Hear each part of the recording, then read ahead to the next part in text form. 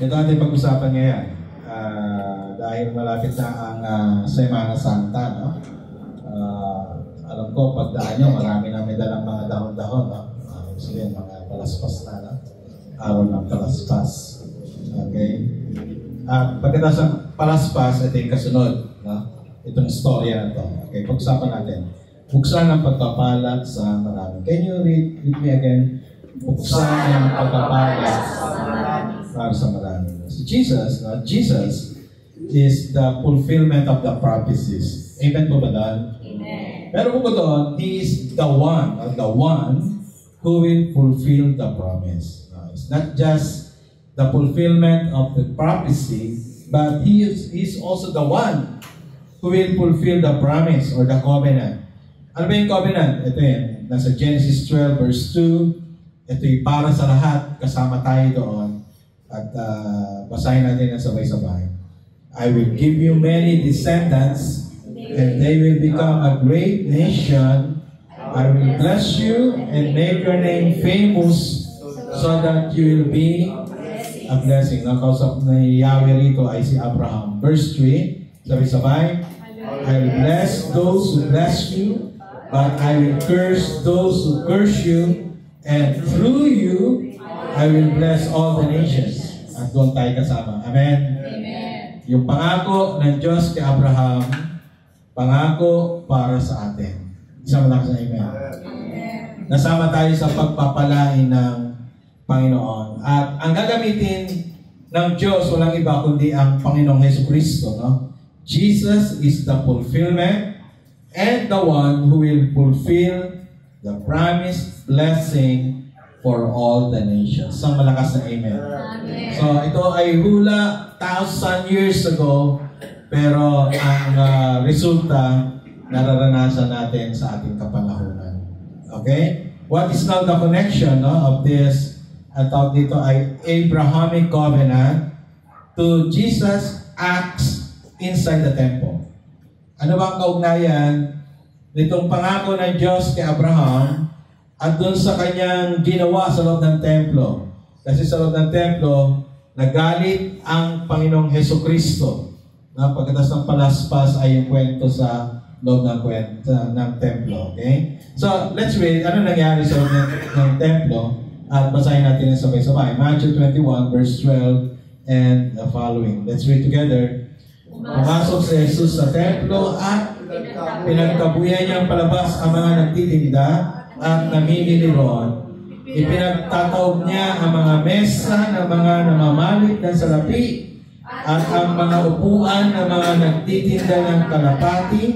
Sinasabi sa kasulatan, ang aking tahanan ay tatawaging bahay dalanginan. Ngunit, ginawa niya itong lungga ng mga magnanakaw. Verse 14, habang si Jesus ay nasa templo, lumapit sa kanya mga bulag at mga pilay at sila'y pinagaling. Nagalit ang mga punong pari at ang mga tagapagturo ng kautusan na makita nila ang mga himalang ginawa niya at marinig ang mga batang sumisigaw sa loob ng templo, purihin ang anak ni David. Verse 16, sinabi nila kay Jesus, narinig ko ba ang sinasabi nila?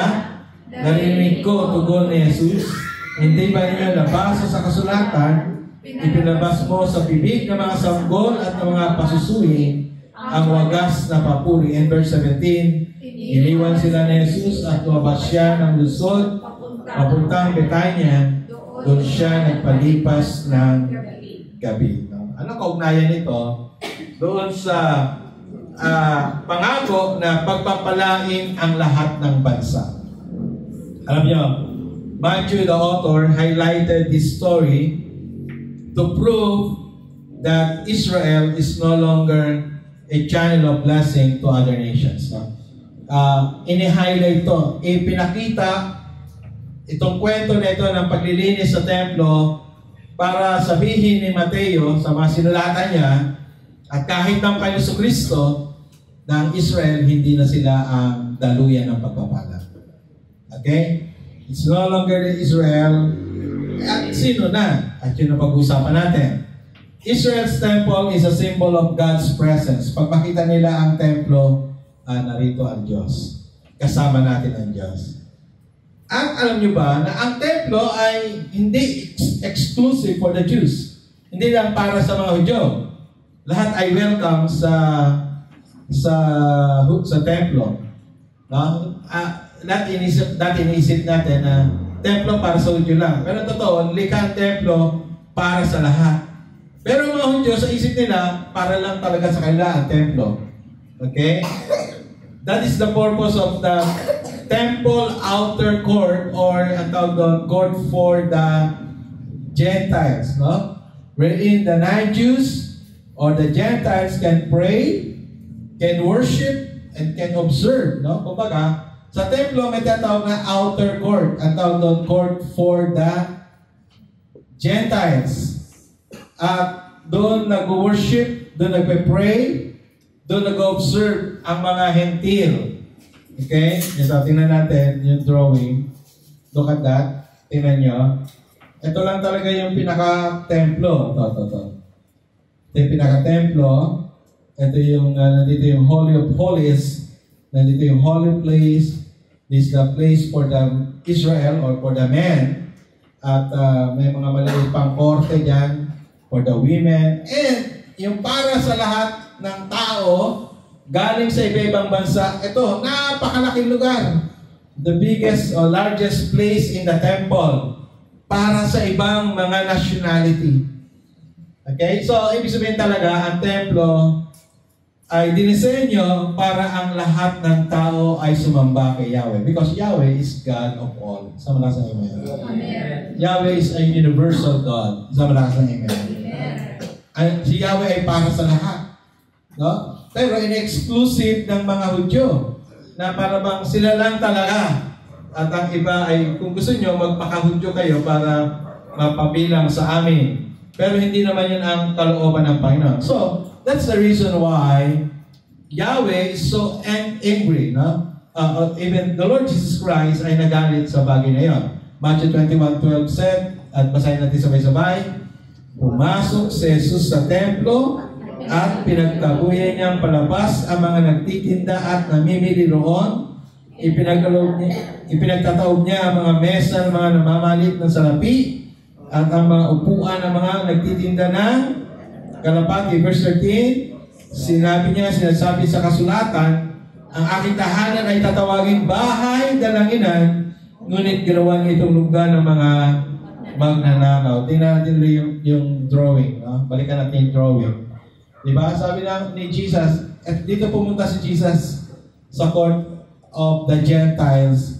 At nung makita niya yung court of the Gentiles, ay mukha na siyang tindahan na. Okay? Tindahan na siya, palitan ng pera, at nagalit si Jesus. Dahil wala nang pagkakataon yung mga tao from other nations. Wala nang pagkakataon yung mga dumadayo mula sa ibang bansa na makasamba, na makapag-pray. Wala nang pagkakataon. Dahil punong-puno na siya ng mga manininda. At ang tinitinda nila yung mga pang-alay. Kaya maingay, di ba? Kung may tindang tupa dyan, ano ba tunog ng tupa ulit? Ano yan na? Ba? Ito ang tunog ng tupa eh. Ha? Ano ulit? May ba may? Hindi na tayo. Baka may baka pa dyan. Maingay ang lugar. So noisy, how can you pray? So smelly, how can you worship? Nahirap, tama po ba? Galit si Jesus. Hinarangan ng mga Hudyo yung ibang mga lahi na makalapit kay Yahweh. Ang totoo, pinili ng Diyos ang Israel para kasangkapanin maging pagpapala sa ibang lahi. That's the purpose. Yun yung layunin ng Diyos kung bakit pinili ang Israel. Pinili sila para maging pagpapala sa mga hentil. But in this case, hindi na sila blessing. Sila mismo nagsara. Sila mismo ang nag-deny, no, ng pagkakataon sa mga hentil na makalapit sa Diyos. Okay? Hindi na sila nagpagamit sa Diyos para maging daluyan ng pagpapala. Instead na sila ang daluyan, instead na sila ang instrumento, sila pa ang hadlang. Sila pa ang hindi nagbigay ng pagkakataon sa mga Hentil na makakilala kay Yahweh. So Israel did not take seriously the promise of God to Abraham. And the promise is, ano promise? And through you, I will bless all the nations. Yan yung plano ng Diyos. No? Pagpapalain niya ang Israel at ang Israel magiging pagpapala sa marami. Pero hindi nila sineryoso. Sinarili nila at ang nangyari, sila pa naging hadlang sa ibang nations, no? To experience the blessing of God. Ito ang good news. The good news is God can use other means to bring His blessing to all the nations. Sama na sa amen. Kaya mamaya kakantayin natin yung song na yun. Pinaglaban tayo ni Jesus. Dininay ng Israel, ng bayang Israel, pero ipinaglaban tayo ni Jesus. Gumamit siya ng ibang paraan para dumaloy ang kanyang pagpapala. At alam nyo na ang Israel is not the only descendant of Abraham. Hindi lang sila ang lahi ni Abraham. Hindi lang sila ang pinangakuan na pagpapalain at magiging pagpapala sa marami. Lumikha ang Diyos ng panibagong nation na gagamitin niya. When Israel failed, God created another nation from Abraham. Anong bansa yun? Ano kayang bansa yun?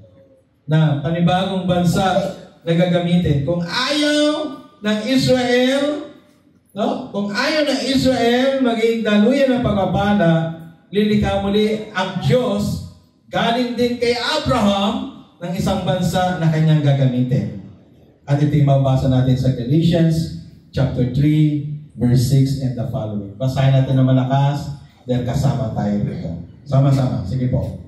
Tulad ng nangyari kay Abraham, sumampalataya siya sa Diyos at dahil dito siya itinuring ng Diyos na matuwid. Verse 7. Kung gayon maliwanag na ang mga nananalig sa Diyos, ang mga tunay na anak ni Abraham. Okay, basahin natin na malakas muli yung kulay ilaw, sabay-sabay.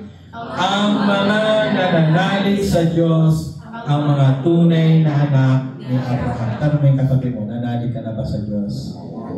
Nanalig ka na ba kay Jesus? And therefore, anak ka ni Abraham. Amen. Sa malakas ng amen? Amen. Pero kapag hindi ka pa sumampalataya, hindi ka pa kabilang sa lipi ni Abraham. Verse 8, sabay-sabay. Bago pa ito nangyari, ay ipinahayag na ng kasulatan na pawawalang sala ng Diyos ang mga hintil sa pamagitan ng pananampalataya. Ang magandang balitang ito ay ipinahayag na kay Abraham sa pamagitan mo'y pagpapalain ang lahat ng bansa. There's another nation. At ang requirements para makabilang sa bansang ito ay, sabi mo sa katabi mo, sabi mo, pananampalataya. Gusto mo magkaroon ng passport sa bayan na yan? Welcome natin, Sister Bella. Praise the Lord. Enjoy your trip. May naman sila, Sister Lynn sa Australia. Enjoy nila, malamig daw doon. Sana lahat ng lugar malamig na. May mga bansa, di ba? Di ka makapasok, wala kang passport, right? You cannot be part of this nation if kung wala kang pananampalataya. Kailangan mo sumampalataya kay Jesus. Sumakas sa inyo. At hindi pa huli ang lahat. Habang may buhay, may pagkakataong sumampalataya sa Kanya. At sabi ka doon, itong lipi ni Abraham, no? ay magiging pagpapala sa lahat ng bansa. And verse 9, let's read together. Sabay-sabay. Kaya naman, pagpapalain ang mga sumampalataya tulad ni Abraham na sumampalataya. Isang malakas na amen. Isa pa po, malakas. Kaya naman, pagpapalain ang mga sumampalataya tulad ni Abraham na sumampalataya. Huwag natin laging misconcept yung salitang pagpapala rito. Ang ibig sabihin ng pagpapala ay salvation. Ibig sabihin ng pagpapala ay kaligtasan. Hindi lang dito sa lupa. Sa lupa, patikim. Papatikim ng Diyos yung salvation dito sa lupa. But the fullness of salvation is after our life, dito sa mundong ito. Hindi na natin. So, yun ang sinabi sinulat ni Pablo tungkol sa panibagong bansa mula kay Abraham. Kung ayaw ng Israel, lilikha siya ng panibagong bansa from Abraham. By the way, kasi minsan misconcept din natin na si Abraham ay Israel. Hindi Israelita si Abraham. Pwede pang sabihin si Abraham ay isang Kuwaiti or Iraqi, no? Kasi nasa pagitan siya nasa boundary siya ng Kuwait and Iraq. Yung Ur nandun. So pwede ang lahi niya ay from Kuwait o ang lahi niya from Iraq. At yung mga tao sa lugar na yan, hindi mga Arabian yan, no? Hindi yung mga Arab people. Minsan na may misconcept natin na baka yung mga Iraqi o Babylonian yan nung araw, no? At dahil sa Kuwait, mga Arab, no? Ang mga Arab yung Saudi Arabia, yung mga Arab talaga. But going that place, na Iran, Iraq, Kuwait, medyo iba na mga lahi niyan. Ang tawag na iba dyan, Eurasian, no? Naghalo na yung Asian and European yung sa itsura nila. Okay? So, doon galing si Abraham, di sa Israelita. Ang Israelita, yung mga galing kay Jacob. Di ba? Galing kay Jacob ang mga Israelita. So, galing kay Abraham. Ngayon, ang church o ang mga sumampalataya, panibagong lahi sa pamagitan ng pananampalataya. Kaya nga po, ito. Pakinggan, basahin natin ito. Magandang prinsipyo ito. Kaya nga, kung hindi ka available to bring His blessing to many, merong gagamitin ng Diyos para matupad ang kanyang dakilang plano. Sama na ka sa amen? Amen. Kung ayaw mo, huwag mo. Pero may gagamitin pa ng Diyos. So, wala sino makapagmamalaki sa Diyos. Israel, hindi makapagmamalaki sa Diyos. Ayaw nila maging instrumento ng pagpapala, gagamit ang Diyos ng iba. Ngayon, what kind of nation is this? Anong klaseng bansa ba ito?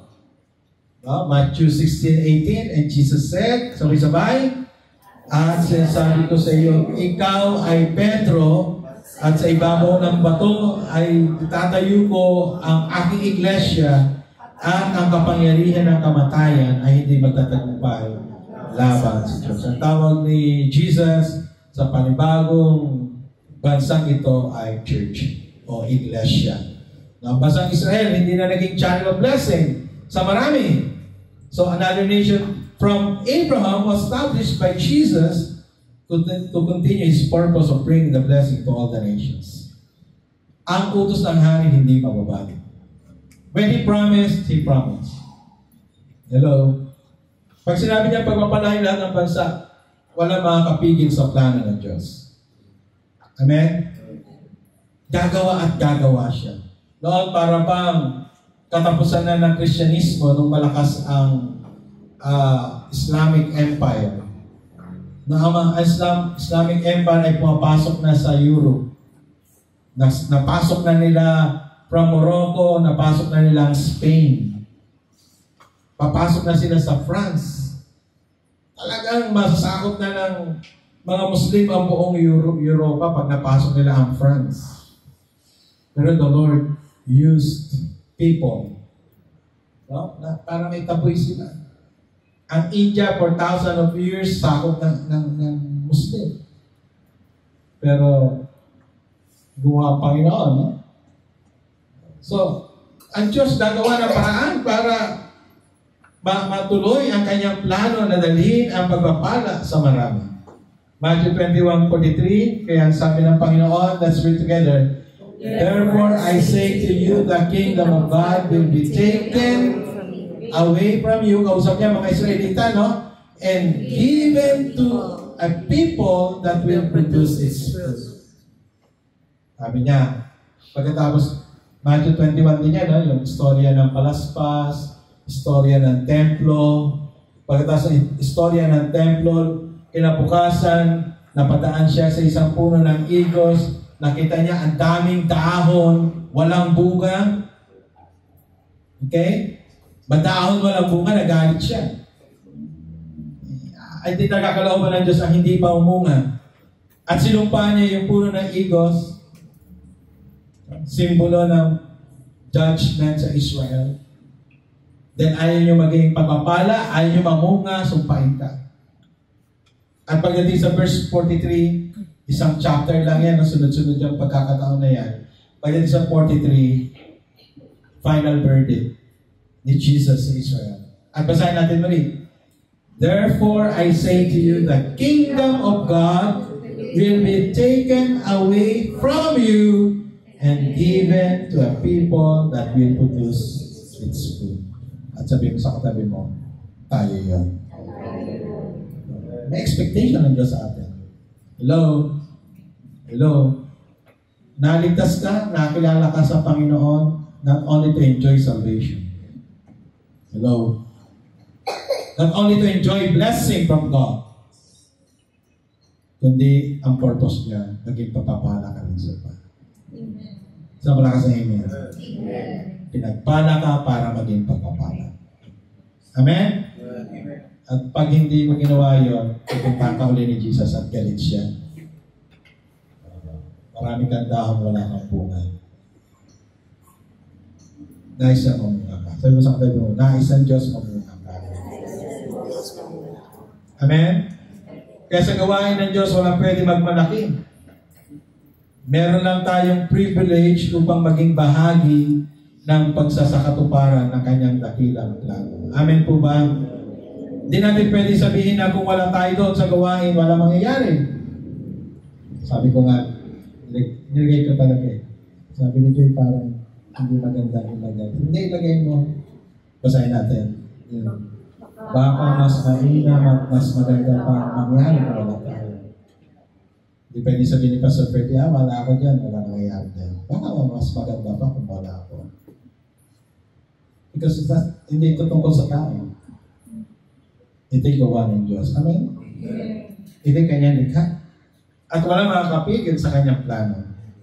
This is the reason why we need to give our very best when God gives us the opportunity to be part of His mission. Tayo natin tumayo. Let's all stand. At ito yung kanyang plano talaga. Ito talaga ang kanyang plano. Ang plano niya ito, Matthew 28, 19 and 20. Ito yung bahagi ng covenant sa Genesis 12. Genesis 12, 2 and 3. Bring the blessing to all the nations. And Jesus is the one who He's the fulfillment of the promises and the one who will fulfill that promise. Let's read Matthew 28, 19 and 20. Sabay-sabay. Kaya tumayo kayo, gawin ninyo talaga ko ang mga tao sa lahat ng mga bansa. Bautismohan niyo sila sa pangalan ng Ama at ng Anak at ng Espiritu Santo. Turuan niyo silang sumunod sa lahat ng inuutos ko sa inyo. Tandaan ninyo, ako'y laging kasama ninyo hanggang sa katapusan ng panahon. Sa malakas na amen. Amen. Tayo na inutusan ng Diyos to go to all the nations. Dati the nations need to visit the temple to know Yahweh, to know God. Dati gano'n, no? Plano dati nandun ang templo sa Jerusalem and all the nations need to visit the temple. Kailangan nila pumunta doon para maranasan ang pagpapala. Ngayon ang utos sa bansang Israel, bagong bansang Israel, and that is the church. Hindi na tao ang pupunta sa atin. Tayo ang pupunta sa tao to bring the blessing. Amen? Amen? naging pagpapala tayo sa marami. Ipinaglaban tayo ni Jesus. Gusto pigilin ng Israel? No problem. Ipaglalaban tayo ng Panginoon. Para maranasan natin din ang pagpapala. Kanyang ipinangako. Libo-libong taon na nakaraan. Pagkalaman ang isip mo, lubos na kaligtasan ko. Binigay ang buhay ko para sa bagong buhay ko. Pagka sa isip mo'y ako inamahal ang tulad ko. Pag-ibig mo kay ganda sa iyong krus iniluhos. O Jesus, inalay mo. Pag-ibig mo kay ganda, kamatayan mo'y dahilan. Ang tunay mong kalayaan, kami ngayon iyong anak, minamahal mo ng lahat. Pag-ibig mo kay ganda sa iyong krus iniluhos. O Jesus, inalay mo. Pag-ibig mo kay ganda, pag-ibig mo kay ganda sa iyong krus iniluhos. O Jesus, inalay mo. Pag-ibig mo kay ganda, ako'y sa'yo, ako'y nilaban mo. Ikaw lamang ang kailangan ko, mabubuhay sa biyaya ng pag-ibig mo kay ganda. Ako'y sa'yo, ako'y nilaban mo. Ikaw lamang ang kailangan ko, mabubuhay sa biyaya ng pag-ibig mo kay ganda. Pag-ibig mo kay ganda sa iyong krus iniluhos. O Jesus, inalay mo. Pag-ibig mo kay ganda, pag-ibig mo kay ganda. Yes, Lord. Pag-ibig mo kay ganda. Amen. Panginoon, tunay nga po na inilaban mo kami. Panahon ng Israel ay nagiging makasarili at hindi nais na dalhin ang pagpapala para sa maraming bansa. Doon kayo, Panginoon, nagalit. At ang ginawa niyo, Panginoon, kayo ay namatay doon sa krus Kalbaryo at sumigaw, "It is finished." Nawahak ang tabing na naghihiwalay sa dakong kabanal-banalan at dakong banal. Nang ibig sabihin, Lord God, anyone, kahit sa ang lahi, anong bansa, pwede lang directly makakalapit sa iyo. Makakadiretso na kami sa iyo. Dahil ang tabing walang iba kundi ang iyong katawan na nabayubay doon sa krus sa Kalbaryo para ang pagpapala dumaloy sa amin. At ang nais mo, Panginoon, ang pagpapalang dumaloy sa amin ay dumaloy din sa iba. Panginoon, sa umagang ito, patuloy namin sa iyo idinudulog ang aming mga sarili. Panginoon, salamat po kasama sa kaligtasan, kasama sa pagpapala, Panginoon, ay ang kalayaan sa anumang bagay na sumasagabal sa aming pananampalataya. Salamat po, Panginoon. Thank you for the freedom, Lord God. Thank you for the liberation, Lord God. Thank you, Lord God, because the gospel is gospel of freedom. Malaya na kami, Panginoon. Pinalaya mo sa kalungkutan in the name of Jesus. Pinalaya mo, Panginoon, sa pag-aalala in the name of Jesus. Pinalaya mo, Panginoon, sa mga bagay na negatibo in the name of Jesus. At malaya, Panginoon, kami na mararanasan ang iyong pagpapala.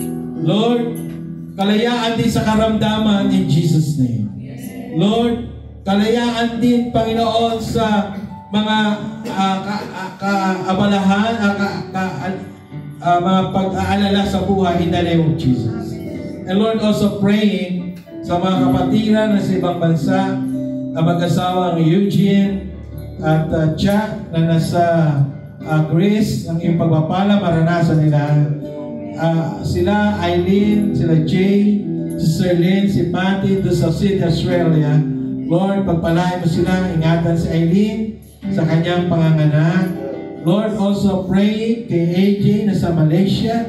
Also pray kay Sister Mary Ann, kay Jennifer, kay Bo, doon po sa Hong Kong. Also pray kay Jet, kay Sarah doon po sa UK. Kasama doon sila Pauline and Ezekiel in the name of Jesus. Iingatan mo sila. Pag-iingat din po, Panginoon, sa anak ni Sister Chet sa Australia, sa Perth, Australia. Pagpapalang pag-iingat kay Christian din po, Panginoon, doon po sa Diego Garcia, Lord God. Iingatan niyo siya sa samahan, aaliwin sa anumang sitwasyon, anumang kalagayan, palalakasin, Panginoon. At ang iba pang kapatiran sa ibang bansa, sila Sister Jane Brown sa US, ang Patawig family sa Toronto, Canada, kasama si Paz Ariel, at ang iba pang mga kapatiran sa Europe, sa Middle East, sa New Zealand, at sa iba-iba pang lugar, Panginoon. Panginoon, maraming po salamat at pagpapala rin sa mga kapatiran namin ngayon. Iba na sa banig ng karamdaman, abutin ang iyong makapangyarihang kamay, maranasan ang pagpapagaling na nagmumula sa iyo. Panginoon, yung mga gagraduate at pinarangalan, Panginoon, maraming pong salamat. Pagpalay mga bata na ngayon ay nasa mga practice, bigyan ng kalakasan sa panahon ng tag-init, ingatan mo sila, Panginoon. Ang mga senior citizen namin, ang mga may mga health condition, iingatan nyo rin sa panahon ng tag-init, Panginoon. Palalakasin sila in the name of Jesus. Panginoon, iingatan mo sila. Panginoon, pagpalain bawat sa amin naririto, maranasan patuloy ang iyong promise 1,000 years ago to Abraham and now. Salamat, Panginoon. Igagawad mo sa bawat sa amin na nawa ang kapuspusan, pagsama ng Banal na Espiritu. Maranasan namin lahat ng mabuting bagay na nagmumula sa iyo ay patuloy na ipagkaloob sa bawat tahanan. Ang iyong kalapitan, ang iyong presensya, ang iyong pabor, ang iyong provisyon, maranasan ng bawat isa, at ibalik lamang lahat ng papuri, pagdakila, pagluwalhati Sa pangalan ng Ama, ng Anak, at ng Espiritu Santo. Amen. Amen.